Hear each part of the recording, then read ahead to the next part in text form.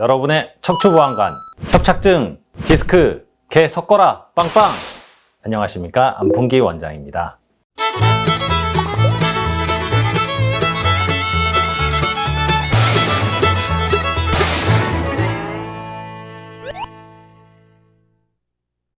우리가 젊으신 분들 중에 병원 오시는 경우가 있어요. 근데 우리가 디스크라 하면 이제 앞에 퇴행성 디스크란, 퇴행성이 보통 생략된 말이거든요. 그 퇴행성이라는 건 오랜 세월에 걸쳐서 좀 안 좋아진다는 얘기인데, 나이가 10대, 15살, 16살이고 막 21살, 22살인데 이게 뭐 이렇게 많이 인생을 사신 건 아닌데 퇴행성이 그 사이에 왔다? 이런 경우는 아주 드물죠. 물론 있기는 있어요. 그런 경우는 약간 선천적으로, 체질적으로 허리가 약하신 분들이 좀 오는 경우도 있지만, 그런 것 때문에 항상 놓치기 쉬운 질병이 있습니다. 젊은 나이에, 아주 어린 나이죠. 10대나 20대 때 이유 없이 허리가 아픈 이유. 병원을 가서 검사도 했는데, 심지어는 MRI까지 찍었는데도 디스크도 별로 없는데, 그냥 운동 열심히 하세요. 뭐 약 먹어보고 자세가 안 좋네. 평소에 이제 뭐 일할 때 뭐 운동 자주 해주고 스트레칭 해주고 이러는데 본인은 막 계속 아픈 거야. 허리부터 골반까지 계속 아픈 경우가 있거든요. 근데 이런 경우 종종 의사들도 놓치는 경우가 있어요. 그게 뭐냐? 두 가지가 있죠. 하나는 이제 측만증, 하나는 강직성 척추염, 뭐 이런 것들이 있습니다.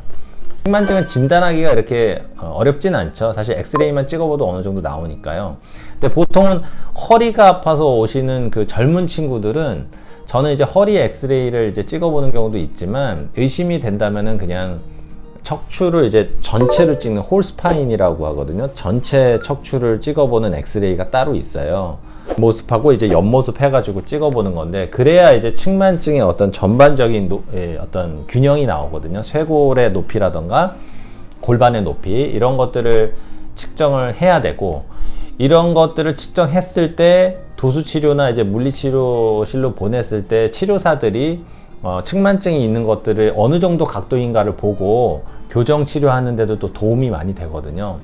그래서 나는 그냥 허리가 아파서 갔는데 뭐 이 의사가 왜 옷까지 다 벗고 여기까지 다 찍어보자고 하나, 이렇게 또 이제 뭐 생각하시는 경우들도 있을 수 있는데, 젊은 나이에서는 측만증이 좀 있을 수 있기 때문에 그런 전체적인 어떤 균형, 뷰를 한번 봐야 되는 그런 검사가 필요한 경우가 있습니다. 근데 측만증은 사실 앞에 특발성 측만증이라는 게 좀 생략된 말이거든요. 대부분은 특발성이라는 거는 원인이 없다는 거예요. 그러니까 그렇다면은 체질적인 요인이라는 거고, 그래서 이제 측만증 때문에 고생하시는 분들이 많은데, 근데 요즘 유병률이 점점 늘어나고 있어요, 측만증이. 그래서 그거는 선천적인 거로 우리가 치부하기보다는 요즘 학생들이 앉아있는 시간도 많고 공부하는 시간이 예전부터 훨씬 많잖아요. 그래서 측만증 유병률이 점점 올라가는 것도 있고, 또 하나는 병원 접근성이 점점 좋아지고 우리 부모님들이 자녀의 건강에 대해서 걱정하는 게 많아지다 보니까 조금만 아파도 이제 병원에 이제 오셔서 검사하시는 경우가 많죠. 그러다 보면 당연히 진단율도 높아지고 유병률도 올라가는 거죠.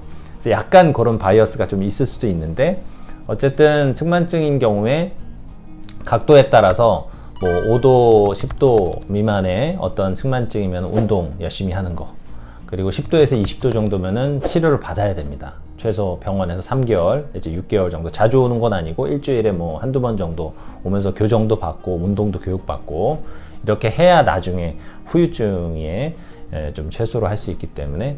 그리고 40도 넘어가는 경우는 이제 수술을 하냐 마냐 뭐 이런 얘기가 나오는데, 어쨌든 측만증도 미리미리 발견해야 이제 좋은 거가 있고요.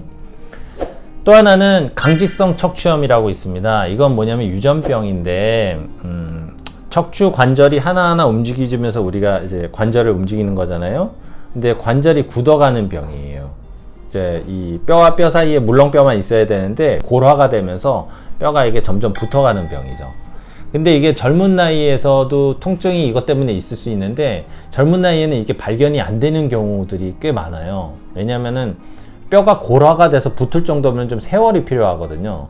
근데 엑스레이 상에서 그 미세하게 골화가 되는 진행 과정까지 다 볼 수가 없기 때문에 놓치는 경우가 있습니다. 그래서 이런 때는 이제 피 검사를 사실 좀 해봐야 할 수 있는데, 류마토이드 팩터라는 이제 피 검사 내지는 뭐 HLA-B27이라는 그 유전자 검사가 있어요. 유전자 검사라고 막 어려운 검사가 아니고 피만 뽑아서 그냥 나가면 되거든요. 그래서 그런 것들이 이제 확진이 되면은 미리미리 치료를 해야 돼요. 근데 강직성 척추염은 엄격히 얘기해서는 이거는 불치병까지는 아닌데 약간 난치병에 속하는 질환이에요. 왜냐하면 아직까지 이렇다 한 제대로 된 치료법이 나오진 않았거든요.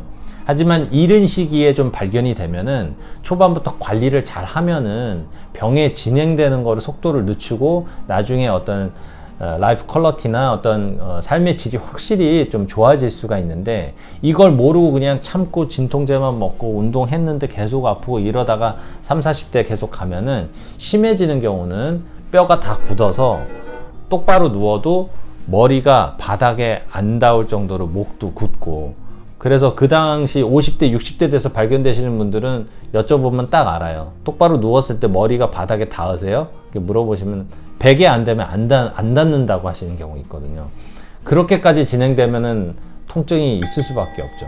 계속 약 먹고 굉장히 힘든 시간을 보낼 수밖에 없어요. 그래서 강직성 척추염이 의심되는 젊은 분들 중에 이유 없이 계속 아프고 병원도 갔는데 특별한 게 없다고 하면은 이거 강직성 척추염이 아닐까 해서 그런 거에 대한 피검사와 같이 의사와 좀 상의하시는 게 좋겠고, 미리미리 관리를 하시면은 예후가 좋아질 수 있거든요. 이게 술, 담배 이런 거와도 관련이 있기 때문에 20대 때 막 담배를 피고 싶을 때 미리미리 본인의 병을 알고 담배도 안 피고 관리도 잘하고 운동도 꾸준히 하면은 나중에 나이 들어서도 큰 문제 없이, 간헐적인 좀 불편감은 있겠지만 큰 문제 없이도 잘 지낼 수 있는 병이거든요. 그래서 이런 것들, 젊은 나이에 이렇게 아플 수 있는, 놓칠 수 있는 질환들이 이렇게 두 가지가 있는데, 이런 것들을 우리 전문의와 같이 상의하셔서 명확하게 진단을 내리고 조기에 치료를 받으시는 게 도움이 되실 겁니다.